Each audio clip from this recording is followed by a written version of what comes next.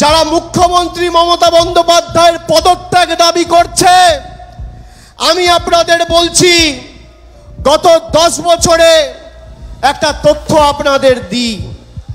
গত 10 বছরে সবথেকে বেশি মহিলাদের বিরুদ্ধে ক্রাইম অর্থাৎ মহিলাদের বিরুদ্ধে অত্যাচার অন্যায়ের ঘটনা সবথেকে বেশি কোনো রাজ্যে যদি ঘটে থাকে, এনসিআরবির তথ্য অনুযায়ী সে রাজ্যের নাম হচ্ছে উত্তরপ্রদেশ।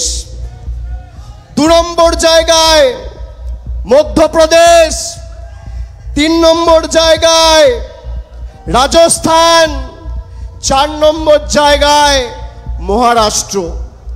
মহিলাদের বিরুদ্ধে শ্লীলতাহানি, ধর্ষণ, অন্যায়, অত্যাচারে উত্তরপ্রদেশে গত 10 বছরে 41,733টা ঘটনা ঘটেছে। মধ্যপ্রদেশে 36,144টা ঘটনা ঘটেছে। রাজস্থানে প্রায় 28,000 ঘটনা ঘটেছে। মহারাষ্ট্রে 25,000 ঘটনা ঘটেছে। উত্তরপ্রদেশের মুখ্যমন্ত্রীর নাম কি? যোগী আদিত্যনাথ, ডবল ইঞ্জিন সরকার।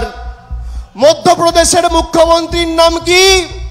মোহনলাল যাদব, ডবল ইঞ্জিন সরকার। রাজস্থানের মুখ্যমন্ত্রীর নাম কি? ভজনলাল শর্মা, ডবল ইঞ্জিন সরকার। আর মহারাষ্ট্রের মুখ্যমন্ত্রীর নাম কি? একনাথ শিন্দে, ডবল ইঞ্জিন সরকার। ক্যামেরার সামনে অন রেকর্ড বলে যাচ্ছি, পারলে এই 4 জন মুখ্যমন্ত্রীর পদত্যাগ দাবি করবেন, তারপর মমতা বন্দ্যোপাধ্যায়ের দিকে আঙ্গুল তুলবেন।